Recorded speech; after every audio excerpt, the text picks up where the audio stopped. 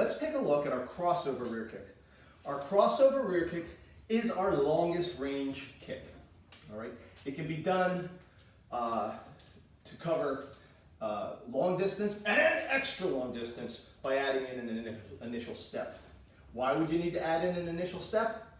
Well, let's say there's 3 guys trying to surround you and you need to cover as much distance as you can. Kick the guy between you and the exit and get the heck out of there as fast as you can. All right, so crossover rear kick. Now, let's talk about our stances. Boom, I'll get this way so we're mirror image. This is a neutral bow. When you're in a neutral bow, you're on a diagonal. You're not squared off. So, your left foot is going to be a little closer to the left wall, and your right foot is going to be closer to the right wall. This is called a heel-to-toe position.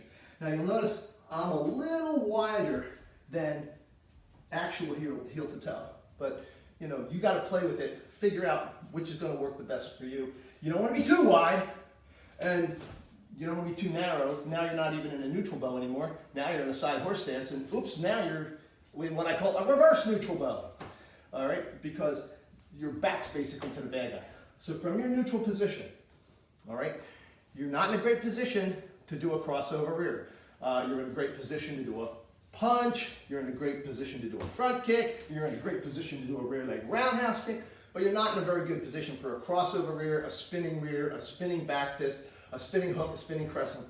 I'm not saying it can't be done from here, and I'm not saying that there aren't guys out there who can pull it off perfectly from this position. The point is, you really have to work it to be able to get it for that extra 10 or 15 degrees and still hit the proper target with the proper power in time to actually hit the target. Okay, so there are factors here, and time's the most important one in my mind. You need your strike to arrive at its destination as quickly as possible. The more body momentum you see prior to the kick being delivered is more time he has to make it not hit by moving, blocking, stepping inside, whatever the case may be. All right, so I'm in my neutral bow. Now, from your the last video on your spinning rear kick, you know you're not going to go over your backside with this position. So I want us to start in the side horse. Now, when we did our spin rear, we stepped off a little bit more. But let's just do this one from our side horse because you can watch what's going to happen. From here, as I bend my front knee and go behind, all right, I can basically move this in a straight line because I'm going to bend this knee and get it out of the way. That's being really efficient. All right, so boom. Now, let me get sideways. From here, I need to shift all my weight to my plant foot. All right, so from here, cross, shift your weight. As I shift my weight, I drop into rear kick position.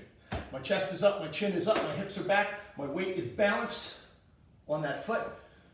There's practically no weight on this foot. I'm ready to deliver the kick. So Chase is going to help me out. Now, so Chase is that far away. I'm going to cross over, shift my weight, fire the kick into the target. I can plant forward or back. If I'm going to plant back, I don't recommend spinning out. I recommend going back out in reverse motion from the way you came in. Cross, kick, cross, and out. Cross, kick, cross, and out. Cross, kick, cross, and out. All right, now, what if he's a little farther away, but he's between me and the exit? Cross, kick. Oops, I didn't cover enough distance. Well, how about if I just really run it? 1, 2, okay, I can do that. But what if he's even farther away? Then I may have to take an initial step. So I'm here, 1, 2, 3. Initial step, cross behind, and kick. Is that ideal? No. Does it give him a lot of motion to see before the kick arrives? Yeah.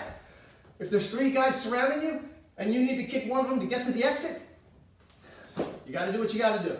All right, so crossover rear. We can set that up the same way we did with our spin rear. We can shoot out a back fist or open hand palm. You can open your glove, block his vision. All right. Or you can even give him a little tap on the inside of the wrist to open him up a little bit. So as you cross behind, extend your arm, and then deliver the strike. Cross behind, your extension occurs as this touches the ground. And then you can sneak the kick up and underneath. Okay, work on that, have fun. I'll see you next time.